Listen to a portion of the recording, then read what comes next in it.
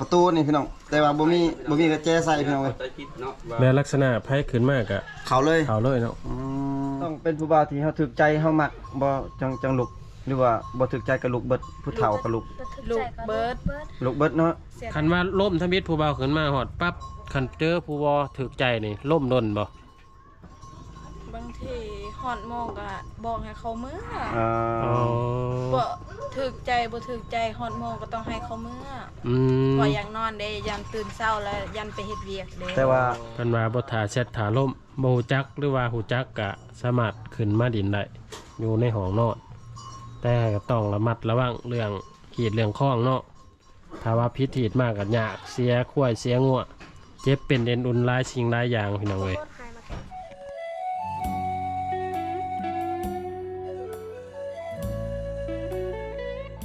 สบายดีเด้อพี่น้องเอ้ยสบายดีท่านึงหลังจากที่ว่าถามข่าวชีวิตการเป็นอยู่ของน้องๆแล้วก็เห็นบอลหนึ่งพี่น้องก็คือห้องนอนน้องๆถ้าอยากรู้ว่าทางในเป็นแนวไหนแล้วก็ขออนุญาตน้องว่าเขาไปได้บ่ถามรายละเอียดข้างในบ่พิธีพิดของบอกกับน้องๆว่าเขาได้ว่าคันบ่ได้เฮ็ดหยังทีมงานเฮาก็กล้าเกี่ยมอยู่ เพราะว่าอยาก เราลุก อยากจอจีบเขาเลิกๆเกี่ยวกับวิถีชีวิตของสาวลาวในชนบทพี่น้องเอ้ยทางเผามั่งกองมาเป็นแนวใดไปแต่ละบ้านฮักกะถ้ามีโอกาสฮักก็อยากทายแบบนี้แหละพี่น้องเอ้ยและก่อนอื่นก็อยากให้พี่ให้น้อง FC แนมเปิงเป็นวิถีชีวิตหรือว่าเป็นผิดของประเพณีบ่อยากให้แนมว่าเป็นการล่วงเกินน้องต่างๆหรือว่าเกี่ยวกับอันนั้นอันนี้นะมีแต่เบิ่งเป็นวิถีชีวิตหรือว่าเบิ่งเป็นคลิปสนุกสนานเป็นน้ำกันพี่น้องเอ้ย ทีมงานเฮากับกาเกียมว่าแต่เด็กข่าวของนอนเจ้าโสดได้ยินเปิดๆบาวพุทธไทยกับบาวเทนมาเหมือนเพราะว่าเฮาเห็นแบบนี้ไปแต่ละบ้านบ่เคยเห็นนะพี่น้องเอ้ยเขาเจ้าอ้อมให้ลูกสาวเขานอนแบบนี้และพ่อก็แม่พ่อเฒ่าตาหน้ายผู้ใดมีใครเคยได้นอนอยู่ในผู้สาวแล้วสินอนอยู่นอกอาภวัตอ้อมแบบนี้อยู่บ่เรือนครัวนั่นเลยอยู่ทางในนี่บ่ฮู้ว่าน้องมีหมู่นอนจักคนนั่นนะในการนอนแบบใดเวลาผู้บ่าวผู้สาวก็จะมาเล่นเนี่ยเขาเห็นแบบใดเขาจิตถามรายละเอียดให้พี่น้องจะถามเบิ่งถ่ายติดตามไปนำกันว่าส่วนลายมันสิบ่มีของพี่น้องเลยเจ้าสิเอาผ้าห่มมาปกมาปูมาแอบแบบนี้นี่ก็สิเป็นประตูทางเขานี่เปิดเขาเลยนี่แบบนี้ เฮาการตะลิดแต่เฮาสิต้องได้เคาะประตูก่อนนะพี่น้องเว้ย ขอก็ได้เอา เอ้าบ่ดังพี่น้องมีไฟอยู่บ่อยู่ในเนี่ยมีบ่ ก่อนสิเดือของบาวพุทธไทยอยู่ โอ้ ตอนนี้ โหสาวพี่น้องเว้ย ทีมงานกระบุก สิเข้านะพี่น้องประตูนี่พี่น้องแต่ว่าบ่มีกระแจใส่พี่น้องเว้ย เนาะว่า แล้วลักษณะไผขึ้นมากอะ เข้าเลย เขาเลยเนาะ ก็สิได้เข้าแล้วมื้อนี้พี่น้องขออนุ อัน ญาต นี้ เด้อ เป็น พี่น้อง เหตุเป็นข้องประเพณีพี่น้องเลยเขาต่อๆกัน แล้วเข้ามา โอ้ต้อง มีผู้สาวเชิญบ่แทน บ่ปิดก็ได้ที่ประตูนี่บ่ชุนบอก คิดก็ได้ บ่ปิดก็ได้มันเป็นมันน่ะ มันแจ้งแล้วเห็น มั ปะ นเป็น อย่ามันแจ้งคั่นแหละ บ่ปิดเลย มันเลื่อม ปิดเลยบ่โอ้แม่นบ่ว่ามันเหลื่อม เลื่อม อ๋อสวยงามจังเนาะพี่น้องเอ้ย จะมีสายไฟบ่ทำไมสินั่งเบื้องไหนเบื้องนั่นบ่ กดออกนี่ก็ได้ พยายามไฟช็อตอยู่นี่ คือว่าสายไฟ ขออนุญาตพี่น้องเบคสิเบิร์ด ธรรมดาบ่ เออ มีเงินสิเฮ็ด เออ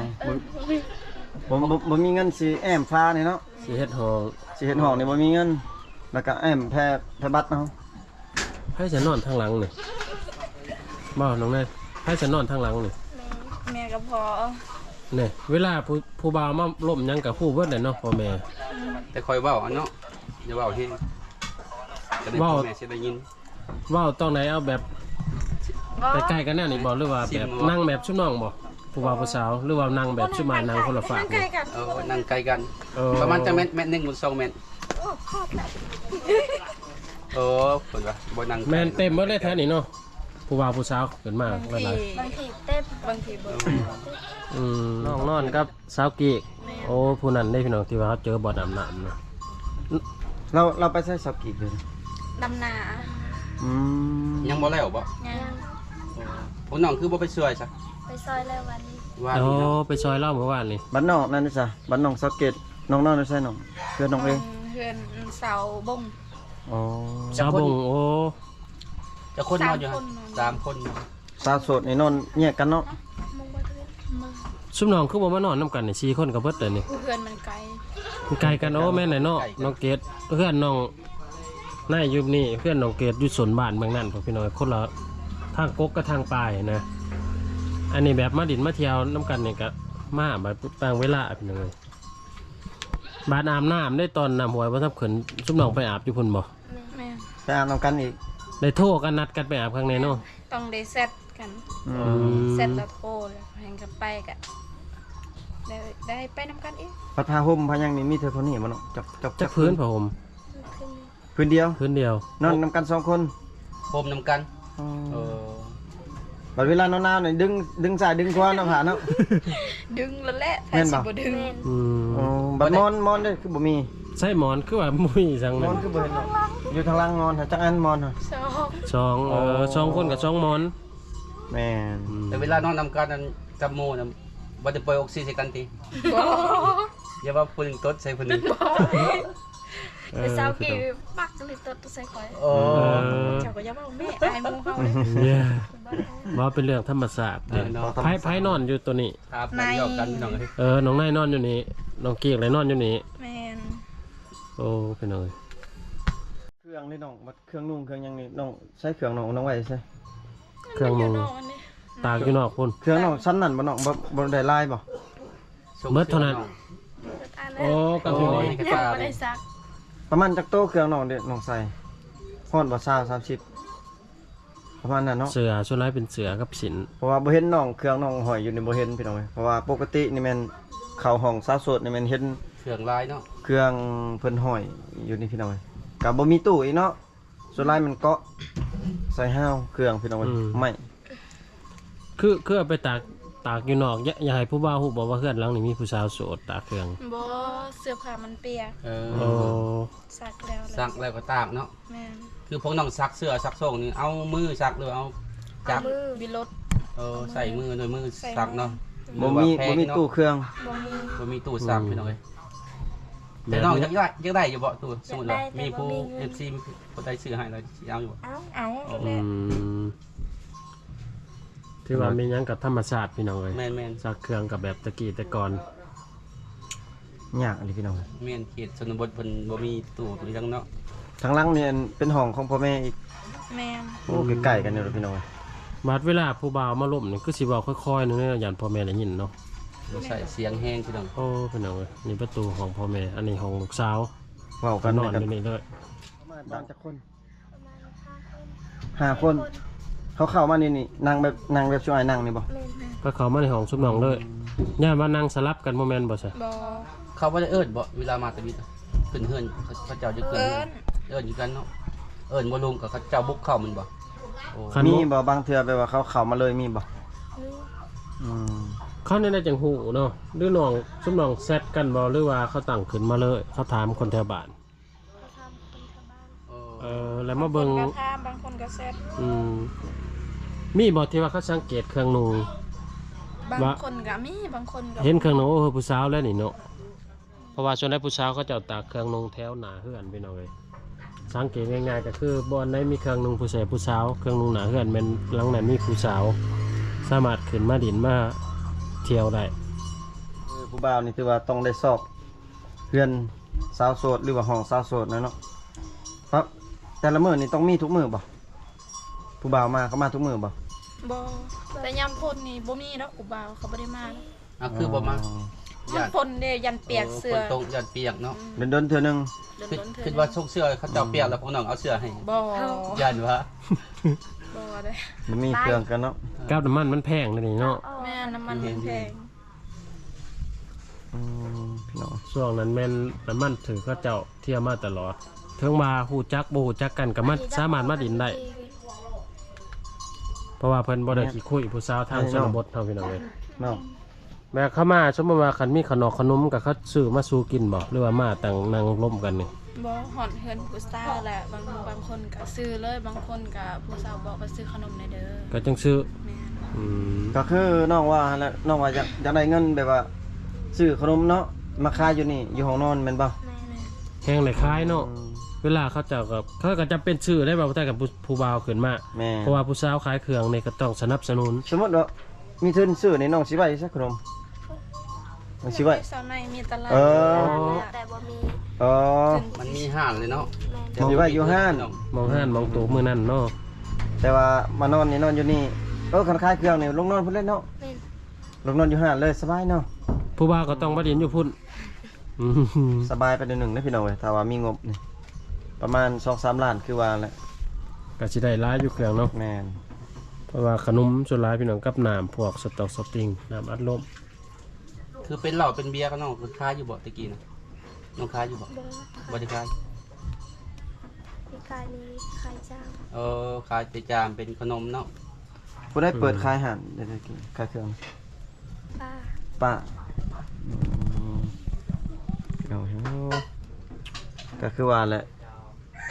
อยู่ในเขตชนบทนี่บ่มีบ่อนหาอยู่หาเงินหารายได้พี่น้องเว้ย น่าได้พวกเขา แม่น มีแต่ออกอย่างเดียว มีแต่ลายออกพี่น้อง ออกก็สลายบ่มีอีกเพราะว่าบ่ได้ซื้อเด้บ่มีเงินซื้อ สุดลายฮะคะแนนเป็นอันนั้นก็หาครบหากินก็หา หาผักหาหญ้า โดยเฉพาะเนาะบ่ได้ซื้อบ่ได้ขาย อืม ไปหาตำห้วยตำหองก็ได้แม่นบ่น้อง แม่น น้องใหม่พวกน้องไปหาเทือปลาติ แม่นไปหา ช่วงนี้นางร้ายอยู่บ่ ลา หลาย โอ้พวกน้องก็เคยไปหาอยู่บ่ทำไม เคยไปหาทุกมื้อเลย โอ้ถึงมือเท่าหนาละหาหลายๆมาฝากของอ้ายซับคนเด้อ บ่คือแบบเวลาตอนช่วงยามหนาวแบบเวลาผู้บ่าวมาเล่นนี่เฮ็ดแน่ๆเขาตุ่มผานํบ่ อืมตุ่มแล้ว ตุ่มผม ตุ่มมันก็หนาว พื้นเดียวกันนี่ตุ่มแบบไหนเอา ก็ตุ่มแบบ นั่งแบบซุ่มน้องนั่งนี่บ่ เอาน้องน้องเฮ็ดเบิ่งแบบได้ซะ เอาตีนจู้ใส่กัน บ่ตีนไผตีนมัน โอ้ แบ่งผ้าห่มนี่ แบ่งผ้าห่มเนาะ แบ่งมาบ่นั้น โอ้คนละครึ่ง แม่น ดึงไปดึงมาอยู่ได้เนาะผ้าห่มนี่เนาะ บ่คือผ้าห่มน้องแบ่งให้แต่ใจน้องแบ่งให้อยู่บ่ คันอยากเอาก็แบ่งให้ โอ้ ยันบ่เอา เป็นเบาไกล อืม น้องต้องแบ่งผ้าห่มและแบ่งใจไปพร้อม แต่ว่าคันผู้บ่าวขึ้นบ้านเนี่ยก็คันเวลาหนาวๆกันผู้บ่าวต้องเรียนกันเลยเนาะนั่งเรียนกันแล้วก็ นั่งอ้อมเป็นวง แม่นแม่นบ่ แม่น อื แล้วก็ดึงผ้าไปตีดในจุใส่กันนะเนาะ มีบ่แบบบางเทื่อนี่แบบผู้บ่าวที่ถูกใจแบบว่าเฮาเอาตีนไปจุหากันตอกๆกันมีแบบบ่มีบ่ บ่เฮ็ดแล้วนั่นน่ะ ยันว่าเอาตีนไปจุกันแบบผู้บ่าวที่เฮามักนะเวลานั่งกันหลายคนเด้ อืม แบบหลักสดไปเนาะ แม่น สดโหลดใส่สัญญาณเตือนพี่น้องเอ้ย เฮ็ดในบัดเฮาผู้เจอสมมุติว่าผู้นี้ขึ้นมาโอ้ยเฮามักผู้นี้นะเฮาบอกเลยบอกว่าข่อยมักเจ้าเด้อ กล้าบอกเนาะ บัดเฮา บ่ได้ มั บอก กเฮ็ดได้ซะ อยู่เงียบๆนั่นแหละ อยู่เงียบ บัดเขาเมื่อเฮ็ดได้สิติดต่อหากันได้ ๆเอาเฟซให้เขาบอกหรือเขาก็ต้องขอเอง ต้องในเขาขอเองแบบ ขอเฟ เขา ซ ให้ ขอเบอร์เนาะ แบบเขาขอเฟซเขาแล้วมันบ่เหมาะสมกัน เขามักเฮาเขาคอในเฟซผู้สาวคอในเฟซ เออ ให้ น้องก็ให้แน่น้องเนาะ ให้แล้ว เอีย คันเขาบ่มักเนี่ยแม่นเขาลงมาขึ้นมาแล้วก็เขาลงไปซื่อ แม่น ๆโอ้คันพวกเขามักเขาคือบ่ขอเฟซเขาซะ บอกว่า บ่กล้าขอ บ่ก็ มีแต่ผู้ชายในคอเนาะ แม่น ประทักปานนั้นน่ะคืออีเบิร์นใหม่เด้อเนาะ ขอก็ แม่ ชอบ นได้ๆมาได้ๆคือเอาเบิ่นใหม่ คืออีเบิร์นใหม่ แปลว่าหยัง คอยมักเจ้าบ่ มาอยู่เพิ่นคือ เออคือเอาเบิ่นใหม่แปลว่าข่อยฮักเจ้าพี่น้องเอ้ยภาษาทางมังกรบัดลักษณะแบบข่อยก็ฮักเจ้าคือกันได้ใส่เข้ามาได้ใส่ ฮะ ข่อยก็ฮักเจ้าคือกันนั่นนะ คือกระหักไหม กึอะไรเบิ้นใหม่ เออ อยู่ อันเลยอีเบิร์นเต้ใหม่เออ ประมาณนั้นเด้อพี่น้องเอ้ย ทักทายไปทักทายมาผันหมักกันเนาะ เพจแต่เบิ่นอ๋อตัวเอส อืม จ้ะ อันออฮะ อันนั้นอ๋อ คือน้องเว่าตอนนั้นว่าถ้าว่านอนเฮียงกันเลยแม่นพิธีแบบลักษณะน้องนั่งกับผู้บ่าวนอนอยู่ข้างๆนี่ก็ได้บ่ ได้ โอ้ ความหมายว่าผู้หนึงนอนผู้หนึงนั่งคันนอนไปซองนี่บ่ได้ บ่ได้ คันนั่งก็นั่งไปซองนี่ได้เนาะ ได้ คันนั่งจี้ๆกันแบบนี้ได้บ่ ได้เนาะ นั่งติดกันก็ได้ ได้บ่ก็ได้หรือบ่ได้ ข่อยบ่มักหยัง บ่มักนั่งไกล ใครแน่ อืม โอ้ กันหมู่ผู้ยิ่งนะกันไหนใครแน่ แม่ ทุกคนผู้บ่าวคอยกอด เย้ สาวในเพิ่นว่า ไปผู้บ้านกอดเลยเนาะต้องมาลองมาเบิ่งบ่มือจังมือจัง พี่น้องเอ้ยเขาจะว่าน้องนั่งเมื่อยนั่งแล้วน้องอยากนอนด้วยกันนี่เขาก็นอนอยู่ส่วนนี้น้องนอนอยู่ส่วนนั้นนะ ได้คือเก่า ให้ พลัมบ่ ในห้องนี่บ่ได้เลย บ่ได้ คันจะว่าน้องนอนอยู่นี่ผู้บ่าวนอนนอกห้องนี่ได้ซะ ได้ ได้แบบนั้นเนาะ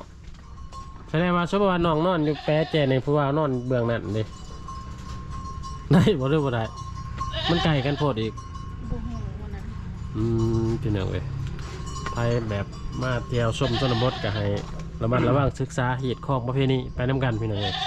ซ้ำกันคือเข้าห้องสาวโสด คันบ่ระวังได้เสียควายกับงัวแท้ เฮ้ย ๆบอกให้ แม่นได้พี่น้องเอ้ย อีหลีได้นี่ สมมุติหลังจากเสียแล้วเอาแล้วก็ได้บ่ บา ต้อง งค ขาด น แตกดองต่างหากนี้ บาง เรา คน เสียต่า เอา งหาก บาง เนาะ คนบ่เอา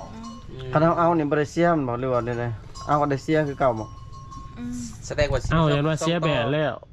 ได้เนาะแก่เหตุแล้วก็เอาเลยขันเมานี่ได้เสียนักแม่นบ่ เสียนะคันเอาก็เสียก็เสียช่องต่อแต่ว่าเสียเบาๆ ปรับไม้นี่ปรับไม้แต่ผู้ชายบ่ แม่ บัดผู้หญิงบ่ได้ปรับบ่ได้เสียมกันบ่เอานอนนำกันเห็นได้ซะ ปรับไม่แต่ผู้ชายบ่ระวัง เอาคนจริงก็บ่ระวัง ผู้สาวไปเล่นเถื่อนเอาผู้บ่าวผู้บ่าวไปเล่นเถื่อนผู้สาวแม่ผู้บ่าวเขาปรับใหม่ โอ้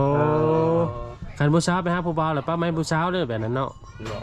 เอาส่วนผู้บ่าวนอนนี่น้องชื่อน้องก็นอนอยู่นี่น้องก็นอนคือกันผิด ผิดผู้บ่าว อ๋อแสดงว่าผิดผู้บ่าวคือเก่าเนาะ แม่น แบบลักษณะจะคืนเพื่อนข่อยนะ อืม นั่นแหละ ไม่เฮ็ดผิดเฮ็ดคล้องเนาะ แม่นจะเป็นคนคืนเพื่อนข่อยก่อน เสียนี่ นะ เสียงัวเสียควายเนาะคันเฮาบ่แก้ฮีดนี่เจ็บเป็นบ่เนาะ แม่นเจ็บเป็นแล้ว อืม เฮ็ดแน่แท้จังหูเอาเป็นไข่เป็นน้าวบ่ เขาบอกหรือบ่หรือว่าเขานอนได้บอกหรือบ่ บาง จะ คน บอก แบบว่าเขานอนแล้วเขาบ่ได้บอกอะไรว่าเจ็บเป็นแล้วเขาไปดู อ๋อ ไปดูหมอ แม่น เดี๋ยวมันออกเนาะว่าเป็นย้อนนั่นย้อนนี่มันบ่ แม่ แสดงว่าเคล็ดอีเนาะเคล็ดยำเลยพี่น้อง บ่เชื่อก็เป็นตาเชื่อได้แบบนั้น แม่ แม่น เขาจะเอาถือ เพ ดี ราะว่าฮีดชุมพลเนาะต้องสำคัญที่สุดเป็นตัวเขตชนบทพี่น้องเอ้ยส่วนหลายเขามังกรหรือว่าเขาตะโอ้ยเนาะพยายามที่สุดพี่น้องเอ้ยใคร สาวงามบาดป่าพี่น้องมื้อนี้มาเปิดใจหรือว่าเปิดห้องสาวโสดพี่น้องแล้วก็มาฮู้วิธีการลมบ่าวลมสาว ๆเวลาผู้บ่าวผู้สาวเขาเจ้าขึ้นมาร่วมกันก็จะคล้ายๆกับทางอื่นอยู่บ่บ่าวไทย แม่นอยากคล้ายๆคือกัน อยากคือการเหมือนว่าฮีดของเขาเจ้า แต่ว่าบางบ่อนนี่เข้าห้องบ่ได้เด้เนาะ แม่น บางบ่อนนี่ต้องลง เป็นบางเฮือนบ่ ไปทางตะโอ้ย เขตตะโอ้ยเนาะ คืนเฮือนก็บ่ได้เป็นนำบ้านคืนเฮือนได้ อ๋อ อื